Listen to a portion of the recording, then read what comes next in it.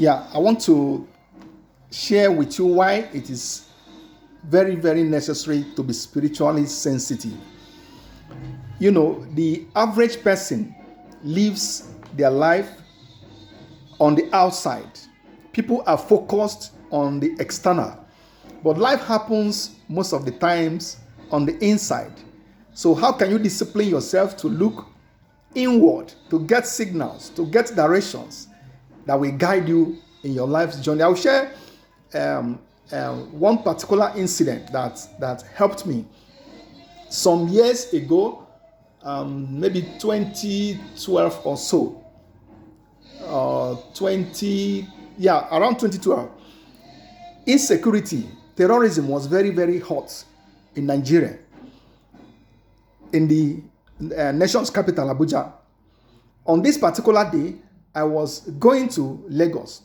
So I decided to go to a particular bus park to board a vehicle that would take me to Lagos from Abuja. So I got there, take a look at the loading vehicle, and my spirit did not accept it. I left. I went to a nearby motor park, another one. I got there, my spirit did not accept. So I went to another bus station. So when I got there, I decided, no, let me go to town. Let me go to town and board, because I was staying at the outskirts of the city. Let me go to the city center to get a vehicle going to Lagos. So as I was about to board a bus going to the city center, I changed my mind again. I said, what am I doing? This is not my intention when I was leaving home. I said, no, let me pray.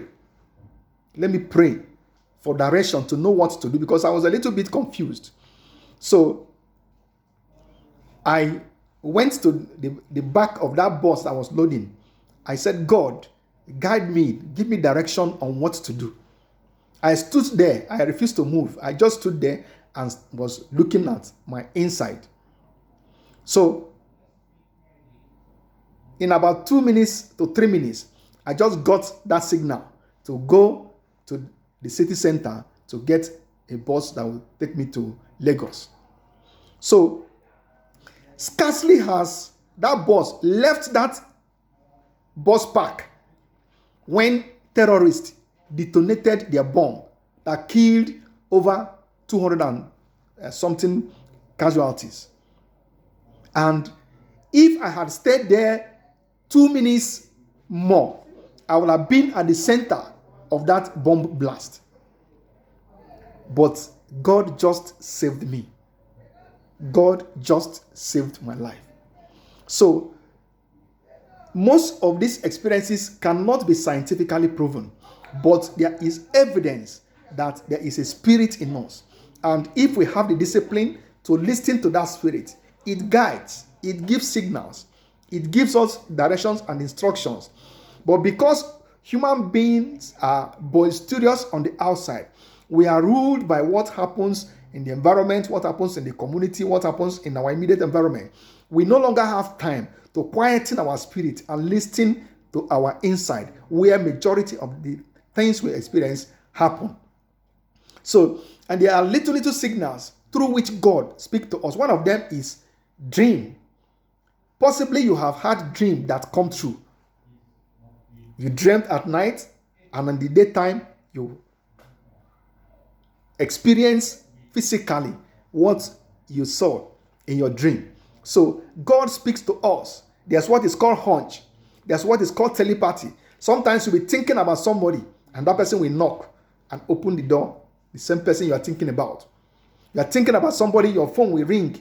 It is that person you are thinking about. Sometimes you have flashes that come to you, and that will be revelation. Sometimes you feel unease in your spirit, and when you quieten yourself, you get what God is trying to tell you. So God speaks to us in many ways. God is always trying to communicate with us. So, and dream. Let me share this experience too. Around 2007 or 2008 thereabout, I dreamt when I had a fight with somebody, and the person injured me. I saw my body bleeding in that fight. And this was 2008.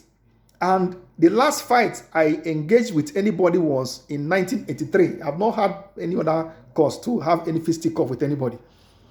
So I forgot about the dream, went to town. As I was coming back, the vehicle I boarded, the bus conductor was trying to cheat me. I said, no, you have to give me my complete money. I just forgot about that dream. So I insisted he should give me my money. By the time I pulled him back, he drew me on my neck by my shirt. He tore the shirt that I bought that shirt in Nairobi. He tore that shirt. Immediately, I was about to engage him. That dream that I had not flashed to my mind, and I just left him alone. If I had not remembered that dream, possibly I would forget that I've not had a fight in decades and go ahead. And before you know it, that dream of him injuring me and me having a blood on my body will just come to reality. So dreams can guide you. Dreams can guide you. God can give you signals. So how you pick up these signals is to always look in your spirit. Anytime you don't have peace inside of you, just know that God is trying to tell you something. Look inward. That is where people who have the capacity to meditate, that is where they have advantage. Those who have that capacity to pray, that's where they have advantage.